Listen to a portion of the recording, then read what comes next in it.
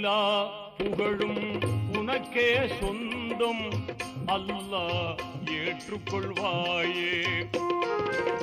நல்லார் நெஞ்சில் என்றும் வாழும் வல்லமையாளனும் நீயே.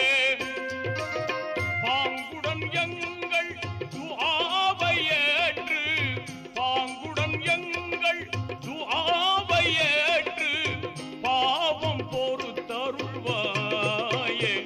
அருள்மழை பொழிவாய் ரஹ்மானே. ஆலமெல்லாம் அழகாய் படைத்தோனே, அண்ணல் நபியை தந்தோனே.